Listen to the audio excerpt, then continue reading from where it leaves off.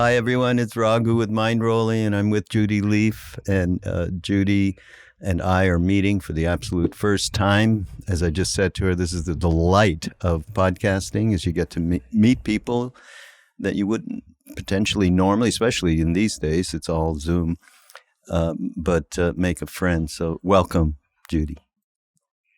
Thank you, Raghu.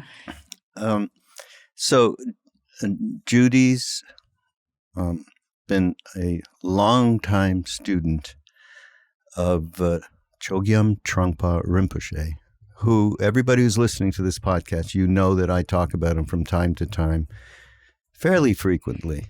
And you also know of Ramdas's involvement and the famous talks that Ramdas did around the Gita at Naropa when it first opened. Trungpa asked him to get to do this, and they did some wonderful. Were you there, by the way, in '74? I was there for the second half of the summer session. Oh yeah. Yeah. Did you see Ramdas at all, or Ramdas and Rinpoche? Yeah. Okay. Yeah. I missed that because I was elsewhere at the time. I can't remember what was going on. Maybe having a child, that might have been it.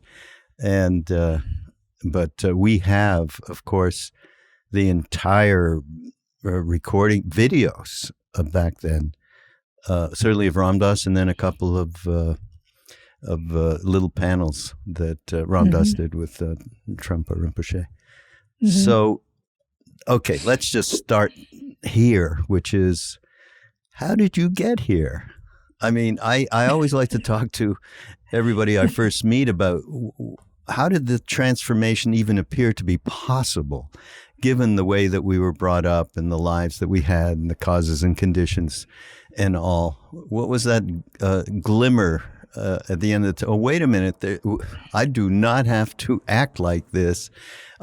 There is a way to be free of this anxiety, however which way you want to put it. But what happened, and where did you grow up, by the way? I grew up in Iowa. Oh. Yeah. Well, I don't know. Everybody has a different story, which is a cool thing. I suppose you must enjoy. Mm-hmm. And I think it's really hard to stories seem to have no origin. They just go back into early childhood, I guess. But in any case, the shorter version of the story is I grew up in Iowa, and then after I went to college in Iowa, and after I graduated, then I was spent a year in India on a Fulbright English tutor scholarship. Oh. So I spent the year in Lucknow, India. And then after that... How old were you at that point? That's 21. 21, pretty young. So it was right after I graduated. I went right to India, but not as a spiritual seeker particularly, but as I was going to be teaching English at Lucknow University. But anyway, I spent the year in India. And then after that, I went back to the States, went to Columbia Graduate School in New York. And so I was in New York that was in 72. So during time of a great kind of ferment and of all sorts in terms of political activism and spiritual seeking and all that kind of thing.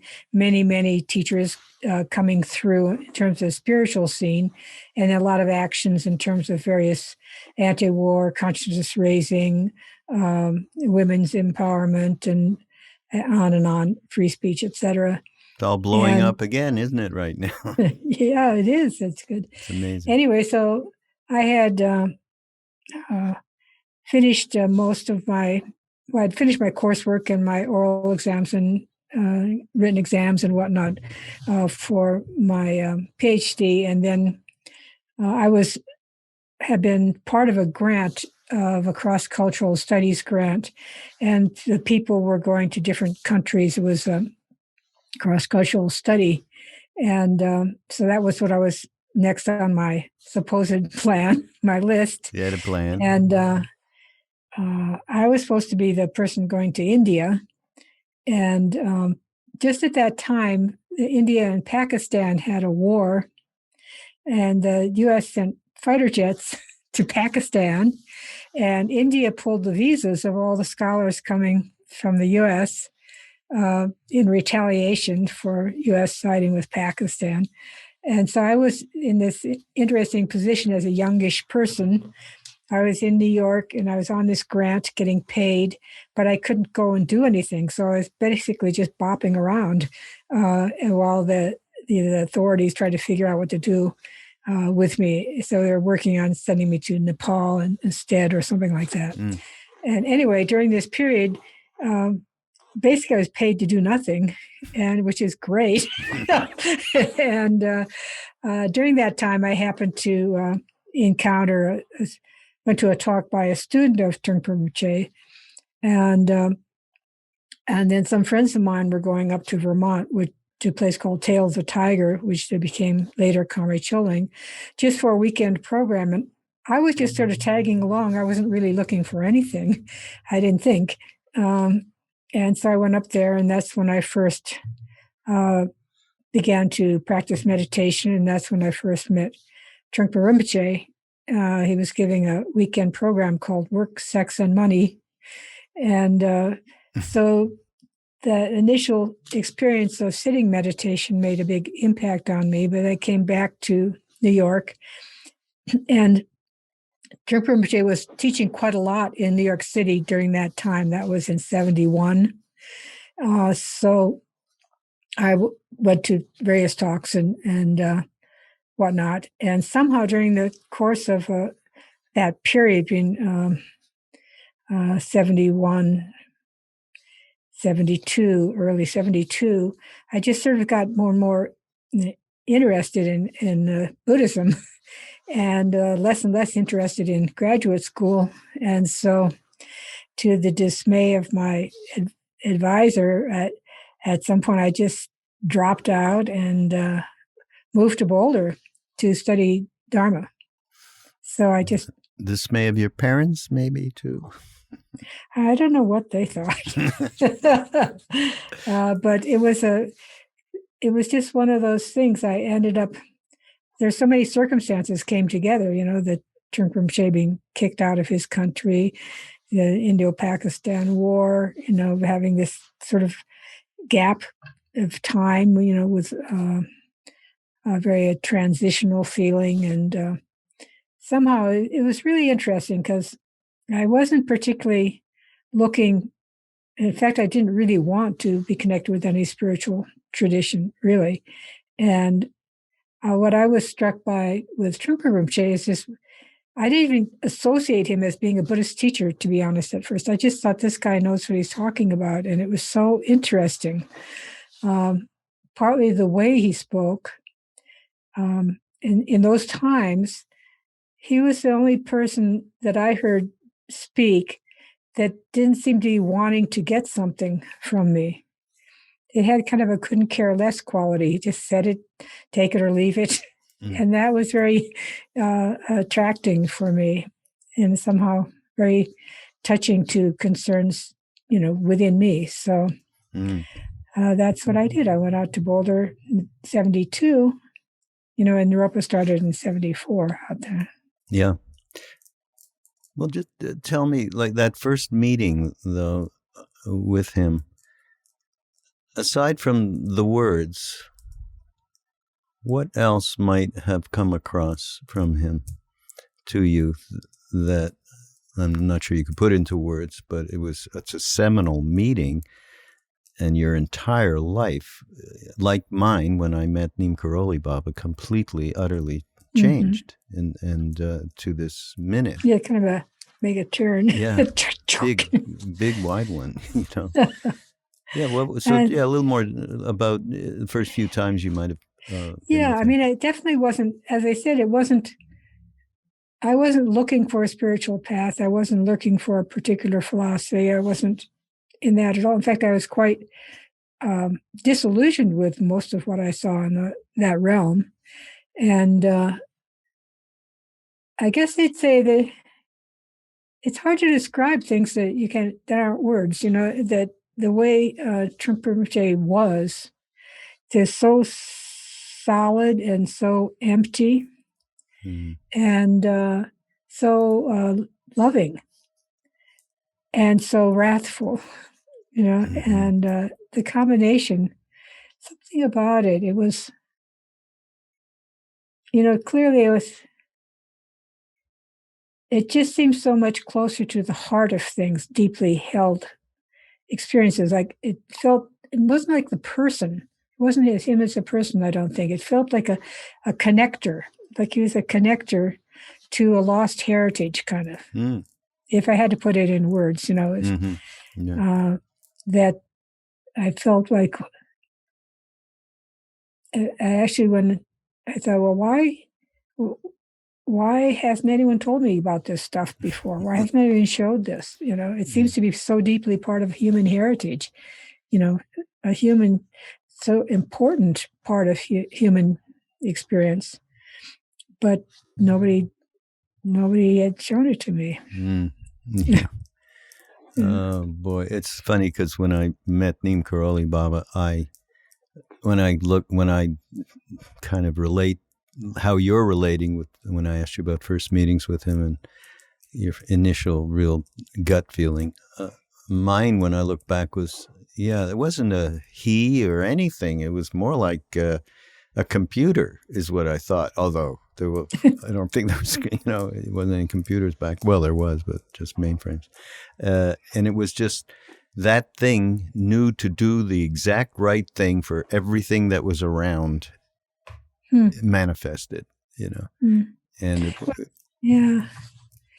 it's interesting. I had a friend, New York, Lex Hickson. You may have met him.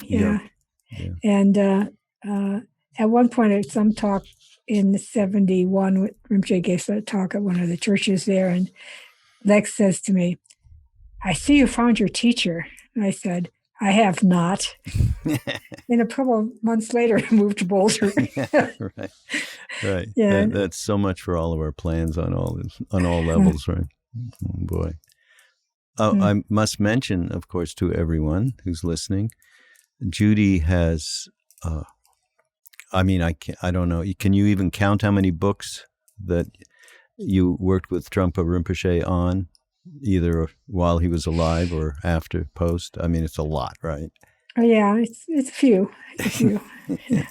So I have to thank you because I think they are some of the most important spiritual texts that we could have in the West that really, really conveyed the truths by somebody who also was very, very aware of Western psychology. So the way in which he was able to explicate it was extraordinary. And I actually went to Tail of the Tiger when I got back from India in the middle of 1972, and Ram Dass came to visit us. We were trying to hang on to India, and we had this farm that my father had in the Eastern Townships near Montreal, which is where I'm from.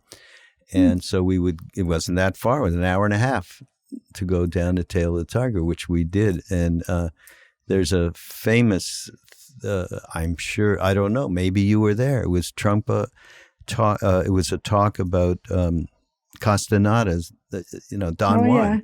Yeah, with the cigarette. Yeah, were you there then? No, I've heard the story. Oh, God, that was crazy. Yeah. But there's a video of it. I think we have it. I'm not sure wherever else it's available. But that was my first introduction. And as I said, I had just spent the last couple of years in India, a bunch of it with Neem Karoli Baba. So, and he used to jibe us, Trungpa, Ram Dass and those who came with him, as the lightened lovers are here. Welcome, shit like that. Oh, God. So in just looking back, I found a book that you worked with Trungpa on. I never heard of it before, and it was based on some lectures he gave. And this is really going back. Transcending Madness. Oh, yeah. Yeah. I want to send it all. Send a copy to all of my friends. Okay. We should do so. Actually, I would love to get together with you, and we should do something to our constituency around this book. I mean, we'll do a little today because I picked out things that we can talk about, but cool. Yeah. that is just elemental read. And it may seem not, because Bardos, and people go, well, the Bardos, what the hell is that? You know, but the way that he brought it home, and in fact, you know, just to, he talks about, like right at the end of the book, and it's about the lonely journey is that chapter. So he said, well, what we've been doing, we've got to develop further perspective as to what we have discussed and its application to everyday life, which is, I mean, you know, this hits home so much because that's all I care about. I get this podcast so I can do what I want. And what I want is to be able to just share this kind of practical wisdom. And nobody has it. I mean, it's in spades coming from Trungpa, but he, of course, everyone must go through different phases of so-called normality and so-called abnormality, such as tension, depression, happiness, and spirituality. All these phases that we go through constantly seem to be what we have been talking about in the seminar, unless we are able to apply this to everyday life, which is, again, there is no point to it. Often before we begin to apply it to anything, certain reminders come to show us whether we are going too fast or slow. I'm not talking in terms of divine power or psychic phenomena of any kind, but the kitchen sink level. Conflicts of the bedroom and conflicts of the sink. That's a whole other, that should be a book, just that. Such situations. That's a great title. Yeah, right. Such situations are always present, but on the other hand, we are left completely alone, without help, without a sympathizer, without a comforter. It's important to see that this journey is a lonely journey. And I mean, some people may listen to that or read that and go, wait, that's really nihilistic kind of a thing, but it is absolutely not. And I don't know if did you manage to meet Dilgo Khyentse Rinpoche? You did, yeah. Yes. And I want yes. to, I mean, I love him. But it's the same kind of, let's get to it, kitchen sink practicality. Yes, you are alone. That doesn't mean you're not interconnected with everything and everyone, and so on. Just talk a little bit about that, the aloneness, and it has nothing to do. Yeah. Trungpa Rinpoche talked about that a lot, you know, and I think, but he connected it, as you say, not with nihilism, but he connected it with a tenderness and openness of the heart. That be able to feel that quality, as well as the literal quality. You know, we are alone. We're born alone, and we die alone. And no matter how much we care about someone, we can never really be seen fully, except perhaps maybe from a great master.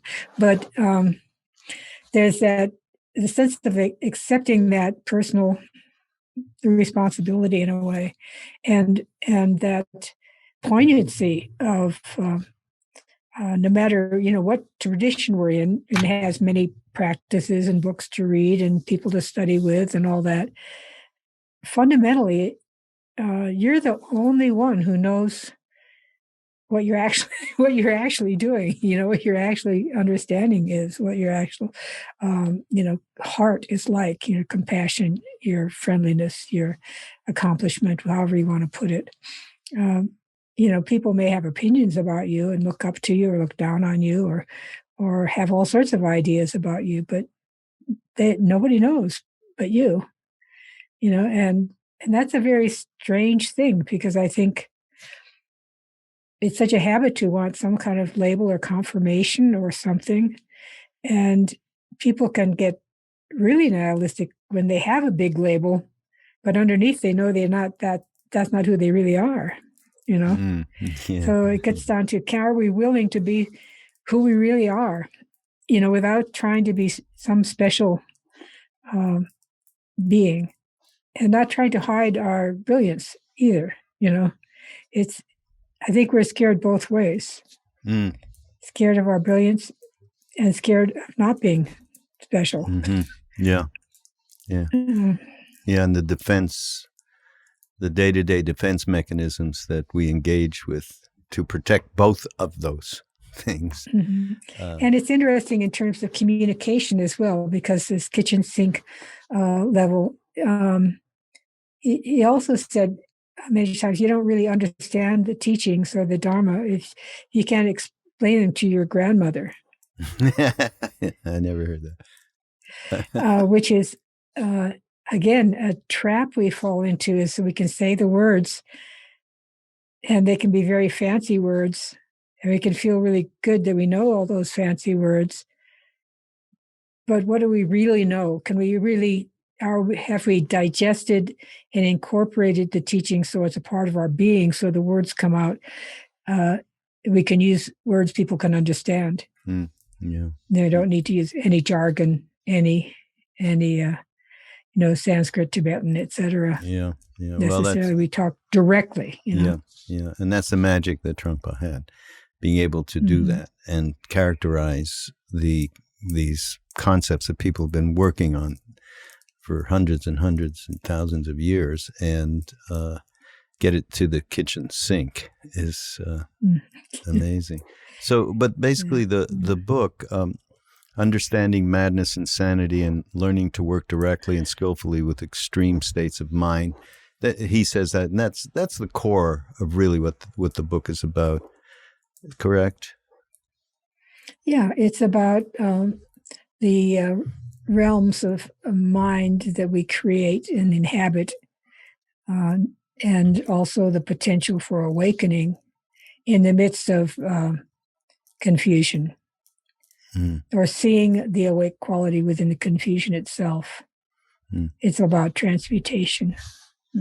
Yeah, and and of course, he says every experience, every step of the way is in life is a Bardo experience. So I think it'd be good. This is people have a lot of difficulty around Bardo. First of all, people who do know Bardo, it's completely okay. When you die, you go into the in-between states, or however way you want to characterize it.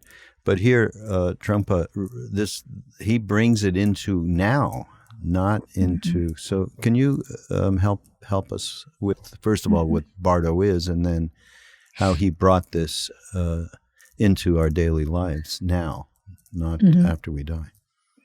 Well, to start with, he's not the only one. That's a tradition. There are many Bardos traditionally described. I think in the West, we tend to mostly hear, and probably altogether, mostly people think of between death and birth, but between birth and death is also Bardo. And within that moment to moment, we're always in constant transitional state. So Bardo is like a transition state, or in between state, between one thing and another. Like you wake up in the morning, you're in between having wakened up and going to sleep at the end of the day, that you're always in transit, so to speak, or in between. And partly, on a most simple level, the notion of Bardo is not hanging on to anything solid. It's connected with impermanence and continual change, but it's also connected with what he sometimes talked about as gaps, and primarily that gap of nowness, on the spot, where you're not really here and not really there, and what that opens you up to pretty much everything, that momentary gap and kind of connectedness, or interconnectedness with everything is all one thing, kind of. So Bardo, the many Bardos, and I think I find it useful. There's a lot of ways to work with these teachings, but I find it useful to notice transitions and what happens in transitions. And traditional cultures are very well aware of that. Everything from like going on a bridge across a river, or going through a doorway into a temple or into a room, the transitions of time and space, literal sense of Bardo, and periods of heightened energy and heightened potential and heightened danger. So a lot of traditions, you're crossing a pass or you're going across a bridge, you say a mantra or you do a prayer or something like that, or like the transition from evening to night. People feel it viscerally. There's people work with the elderly, talk about something called sundowning. When the sun is going down, people start going really challenged mentally and confused and anxious. That's a Bardo. That's a transition. So how do we work with those the potentials of those transitions? They open something out. A lot of traditional religions have things that sunrise or sunset or mark particular transitions. So Bardo is a part of everything. Even between thoughts or words, between breaths, transition and And he also in that book is really, he really tied the discussion of Bardo to discussion of what are called the 6 realms, which is all very important teachings as well. The realms of experience that we create, And which are very, very common in every single one of us. I wrote anger, greed, ignorance, lust, envy, pride. All our favorite things. Yeah. So, that's the beauty of what he did here, is to really help us deal with very real, on the ground issues that I've been working around. A friend of mine who I think you either met or you know of, is Krishna Das. He does all that great chant stuff. Mm-hmm. Yeah. So he came up with the thing, okay, the movie of me. You wake up in the morning, you're the producer, director, writer, chief protagonist. Sure. This is it, 24/7. And when we've been, I've been going into it with various friends and teachers and so on, just getting all the different kinds of aspects that bring out this extraordinary quality of, and of course the Buddhists have the greatest terms, self-cherishing. Okay, that's a wonderful term, and it says right away what it is, that we're doing. Who's the star in the movie? Yeah. So here's something from the book that we can talk about, which we just mentioned. He says, as we work on ourselves, then we continuously work with others as well. That's probably so radically important. A lot of people I'm going to work on myself and I'll be a better something or other. Mm-hmm. But who cares about anybody else? It's just, I got to get there, kind of, that's the Western thing. Not true. That is the only way of developing ourselves, and it's the only way of relating with the 6 experiences of Bardo. If we relate our experience with the dream Bardo, the Bardo between birth and death, the Bardo of the before-death experience, or the Bardo of emotions, all of these have a tremendous connection with our projection of the world outside. Other persons animate and inanimate objects. The apparent phenomenal world also play a great and important part. But unless we're willing to give in, give way, and learn from these situations, then our prefabricated learning, either by scripture or the constant close watch of our instructor, doesn't help. It doesn't mean anything very much. Oh, ouch. Big ouch. Yeah. I think, you really hit the nail on the head. It's really confronting pretty directly the kind of self-help movement approach and the very individualistic approach, which is part of our Western, particularly North American, I think, culture. Yeah. Extreme individualism. Yeah, extreme. And it's all about me and all about me getting better than other people through some kind of technique or strategy or work of some sort. Yeah, and it's interesting too, because in most traditions, well, certainly in Buddhism, the Sangha community working with others is central, as central as the Buddha, as central as the teachings, and central as the teacher. And that's where you get to work with those things you're talking about: jealousy and pride and greed and anger. Yeah. Working with your fellow students or fellow beings. Yeah. And also the notion of, I think he spent a lot of time trying to confront his Western students to get them out of their heads, to relate with reality, like dirt and trees and automobiles and work and politics and, real things that make the world go round, so to speak. How to work with all that, rather than escape from all that into some spiritual, what we could label as a spiritual something other. Yeah, that's why he always got after us. Light and love. Although I believe he knew who Neem Karoli Baba is. So I think he was after that part of us that was really, we were young. We were in our early 20s or something, mid-20s at that point. Boy, yeah, he could talk. He can break bus balls. Wow. Well, he did that with us as well. I am very sure about that. Very sure. He was a great skewer of pretense. And it's so easy to build up pretense. Almost probably the easiest way to become totally pretentious is through spirituality. I mean, what's better? And then if you're in a certain tradition, you get to wear fancy robes and hats and, hold scepters and people bow and scrape.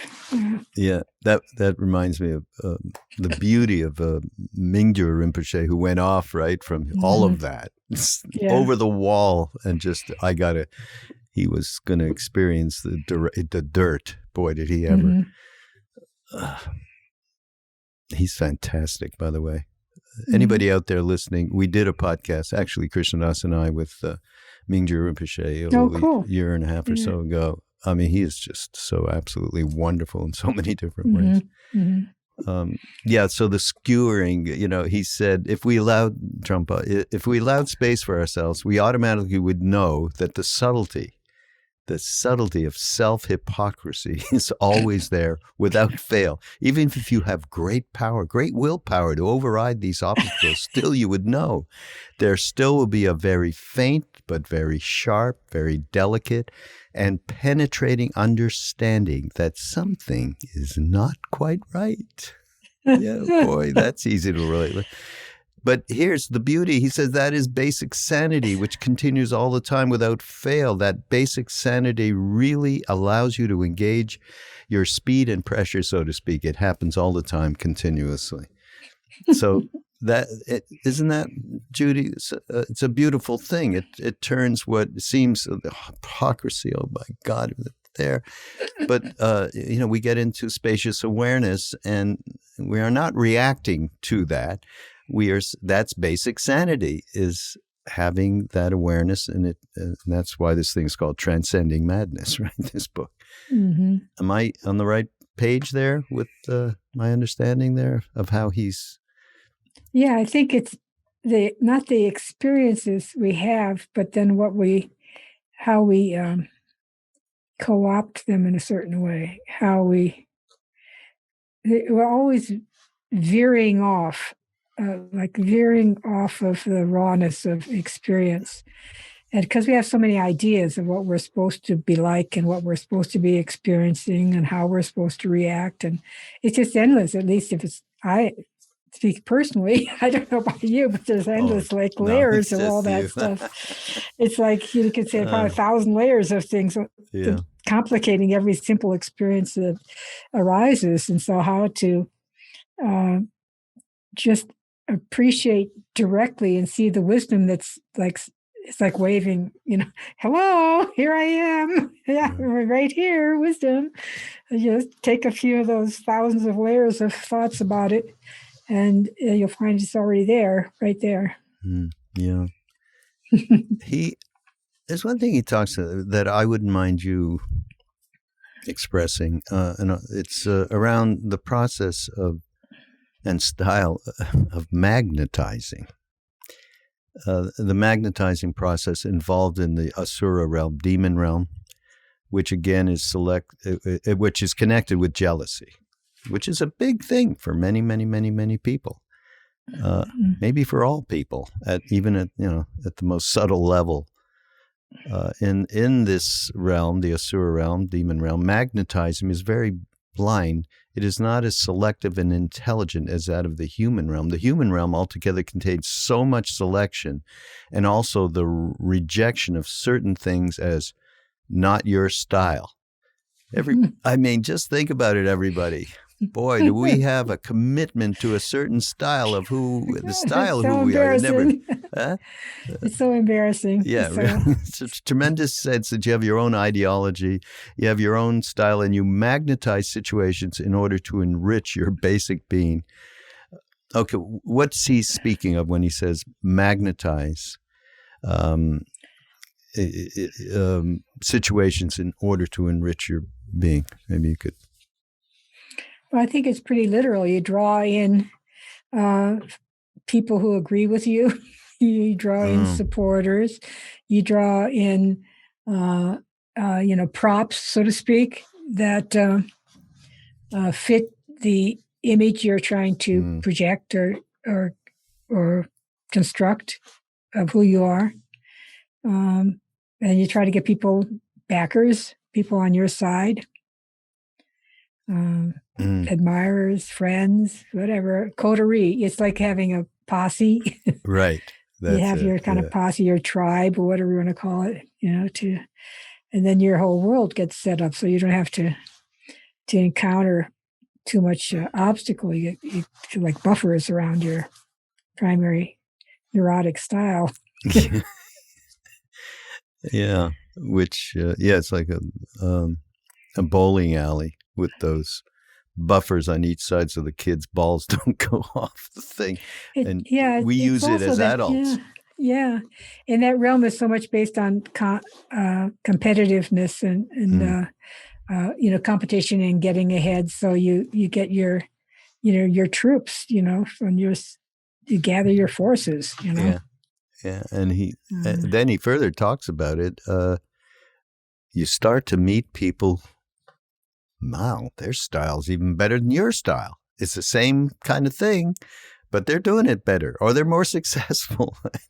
What does he say? So, and it could be historical persons, he said, which could be said to be mythical persons at some point, or in regard to your contemporaries. You have observed them, you have seen them, you have been with them, and you are highly impressed by those who have perfected things intellectually, convincingly, from a practical point of view. You are also envious. They've gotten everything together, and you'd like to be one of them. This could be said to be like the jealous God mentality. In general point of view, it's not quite so. It has the quality of grasping. This mentality is based on grasping and trying to draw others into yourself. So it's more than even just envy. It's got a whole complex thing, grasping. Which reminds me, again, I've told this many times, but Joseph Goldstein, I think you know who Joseph is very well. And he came to a retreat we were doing with Ram Dass before he left in Maui. And at one point, he was being driven around by a young man who had been on the path a few years and thought, geez, I'm with Joseph, a revered elder. I got to ask him something. So he says, Joseph, if you could tell me one thing that would be useful advice for me treading the path, please, can you? So Joseph looked at him and he went, stop clinging. When he told me that story, who's the first thing I thought of is Trungpa. Just bust it right at the most basic level, right? Stop clinging, grasping, the whole thing. Oh, boy. So I got it. Since you know, and I'm looking, if you're not watching this, I'm looking behind Judy. She has a couple of pictures. One is 16th Karmapa, and I believe the other is Dilgo Khyentse Rinpoche. Is that true? It's true, yeah. Okay, so in between all of this wonderful stuff from this book, I just got to know, tell me about meeting Dilgo Khyentse Rinpoche. Let's start there. I mean, I did not get a chance to meet him, and it's one of, if you want to play with regrets, okay, that's one. Mm-hmm.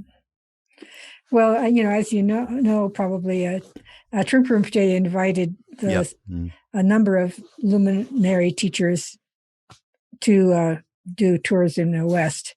And he had Dilgo Khyentse Rinpoche, I think, came 3 times under his invitation. Well, 2 times, and then he also officiated at Trungpa Rinpoche's funeral ceremonies. And he's a very hard person to describe. We call him Mr. Universe. Very big. Yeah, big. 6'7". Very big on all directions. Very tall and very rotund, and he appeared often just wearing a little skirt kind of thing. Yeah, that's it. And then with his malas and whatnot, and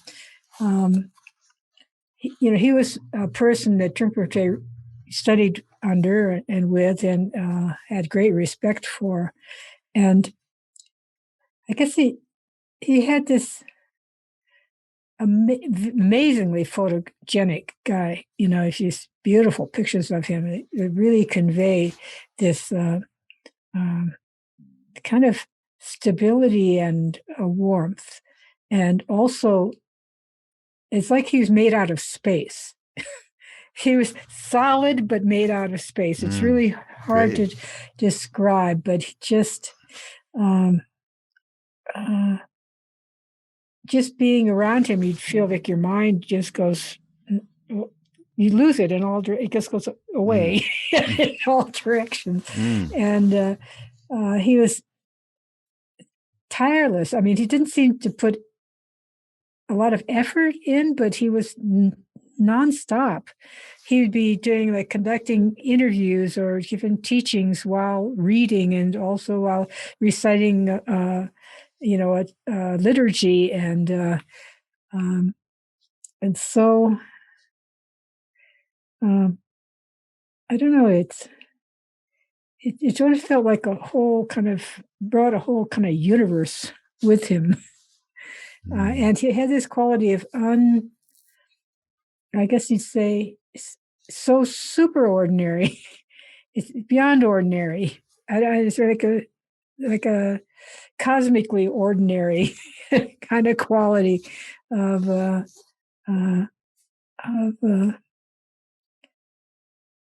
so he was just like kind of like a manifesting of something that can't quite be grasped. And sometimes when he would start teaching, he would just start talking. It was like a river flowing. He just went, even though I don't speak Tibetan, so I didn't, I had to wait for the interpreter but it was just like, he was tuning in a radio dial, and the teaching is just flowing out. And it seems to be that's all he was the teachings flowing out somehow.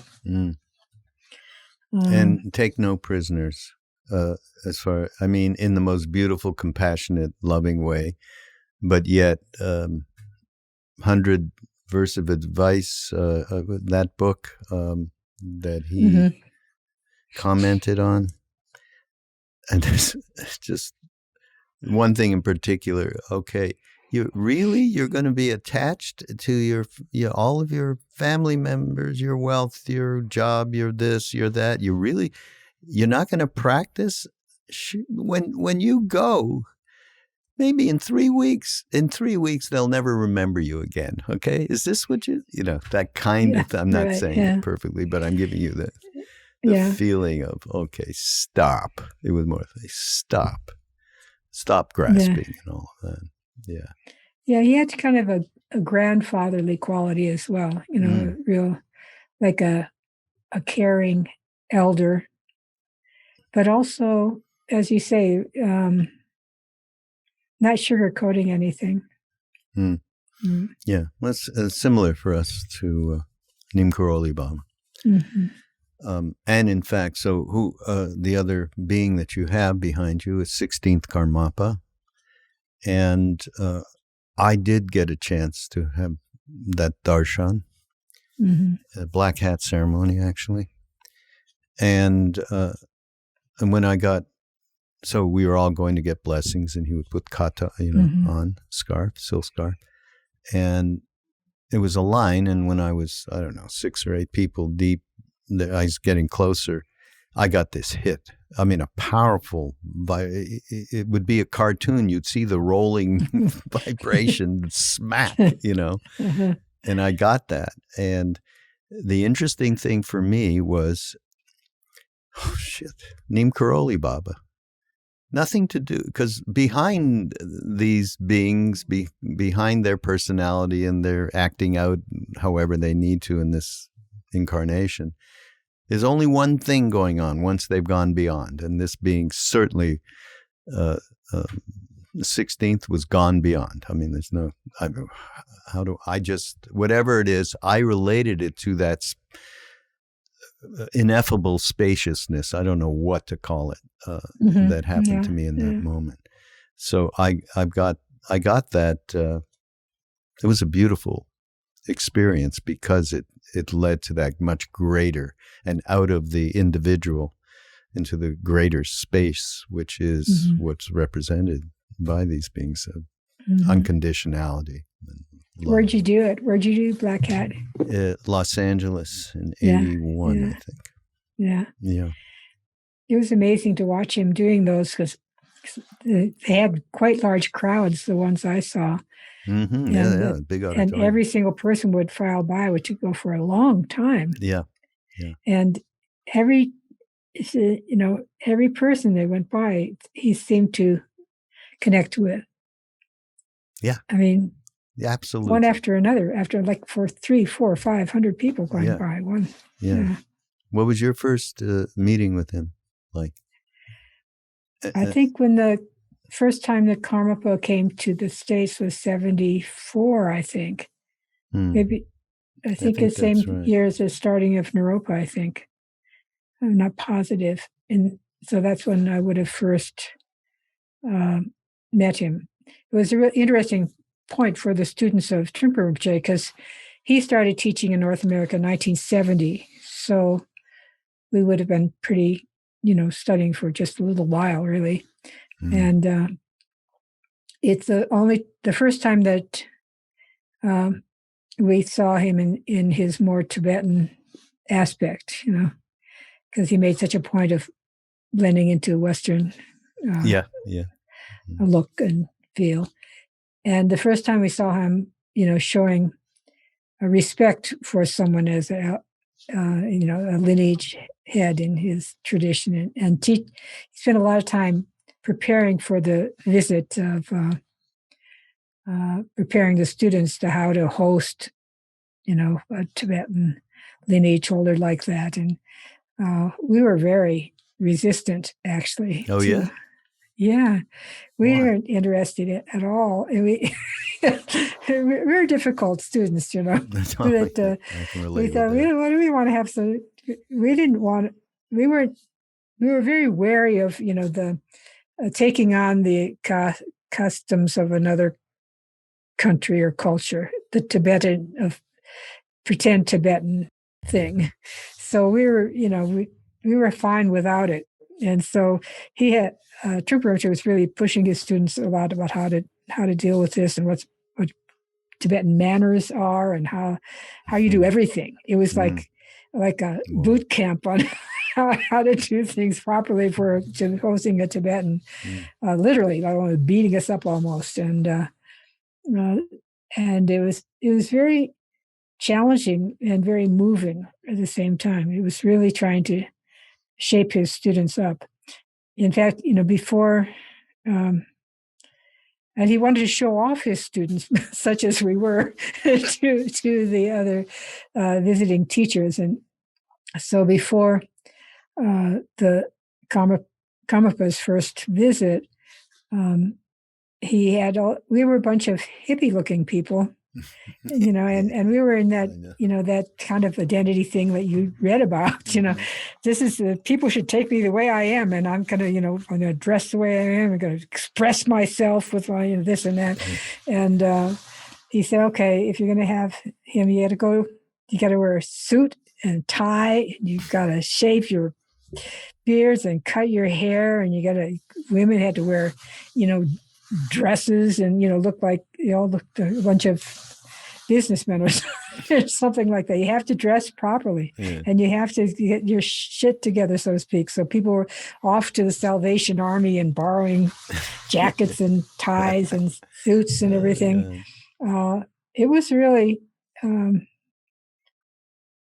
really very interesting that he was really trying to pound something into us about how to be effective within a culture, how to relate to people within the forms that are there, instead of complaining about forms all the time, and how to learn about forms altogether. What are forms? What are rituals? What are shrines? What are this? What are that? That's what he's doing. So it was, and he was working tirelessly to host the Karmapa properly. So first moment you met Karmapa, what was that experience?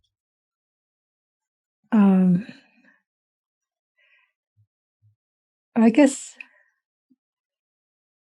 I would say for me, it was meeting the Karmapa and Trungpa Rinpoche combo. It was that context. It was like sparking something about where Trungpa Rinpoche came from, which hadn't really occurred to me to think about that much. The whole lineage and the whole Tibetan Buddhist world. And, there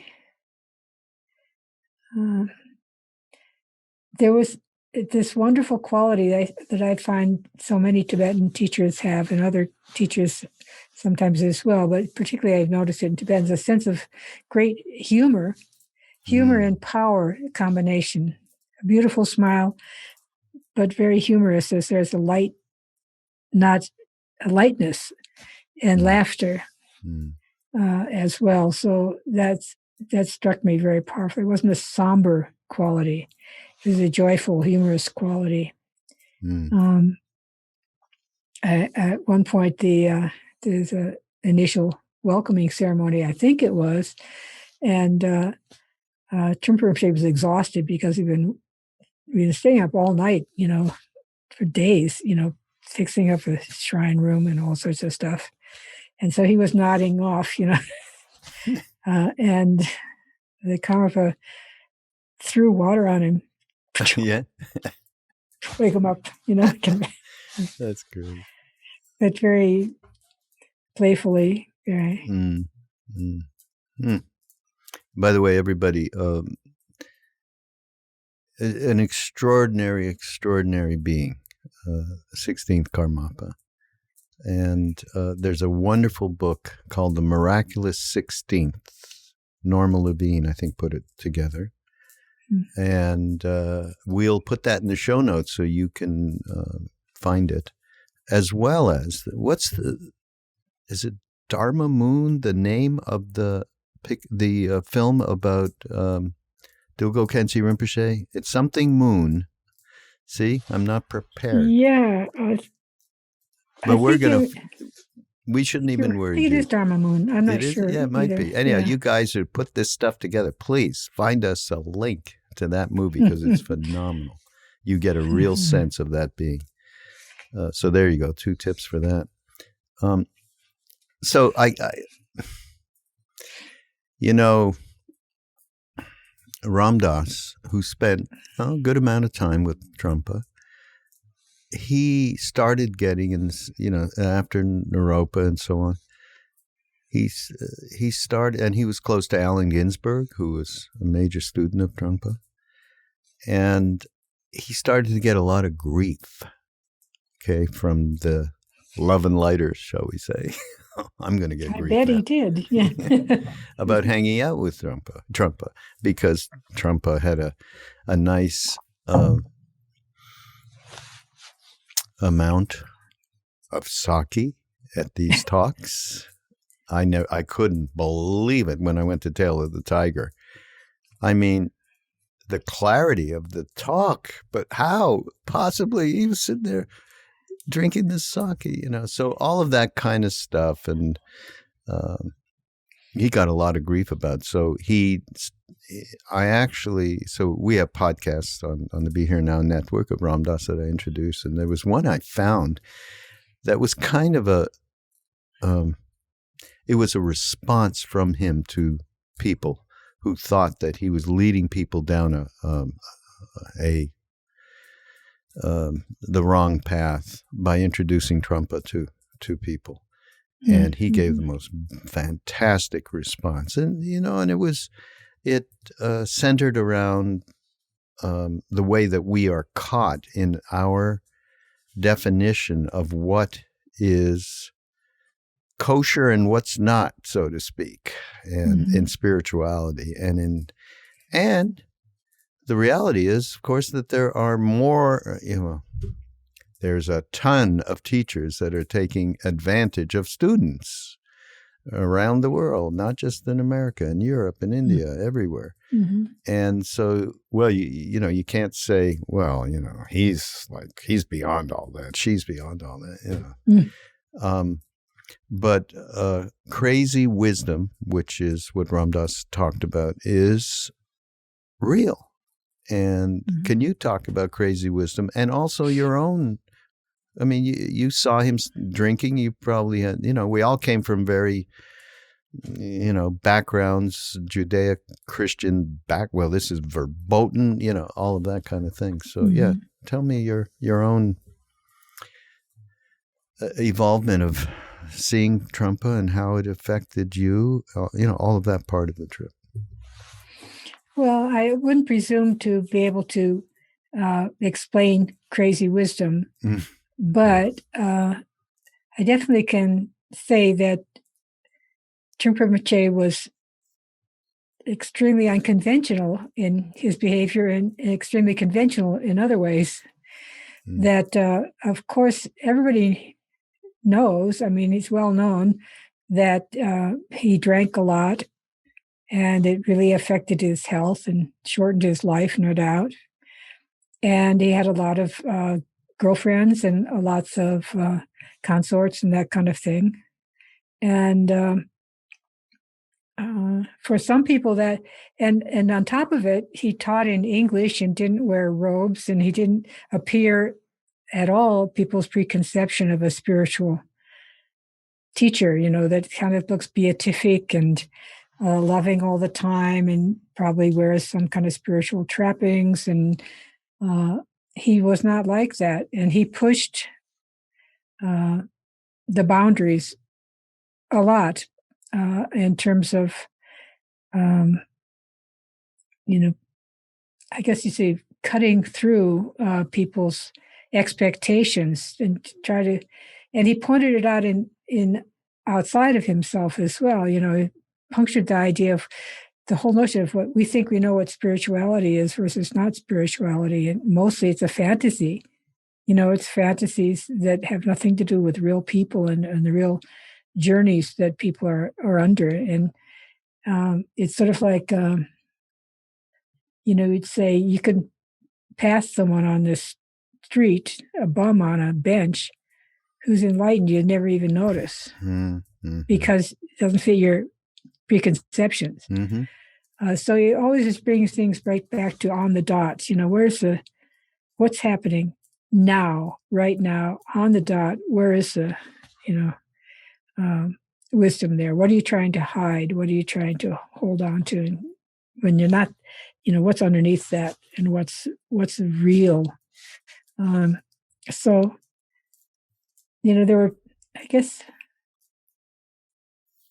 I'd say that, there's no way I'm going to explain that he drank for this reason or that, or he loved women for this reason or that, it just was part of the whole packet. He just like jumped into the Western culture.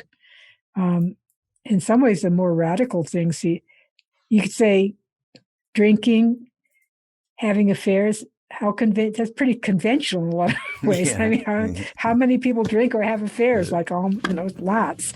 But what unconventional was teaching in English, teaching lay people, dropping the trappings of a lot of the Tibetan tradition, and teaching in the kind of way of teaching that was in so often reserved for the monastery and for the tulku training, and just offering that to Western students and empowering Western students in a very unusual way, in terms of having students go out and start teaching. And so it's,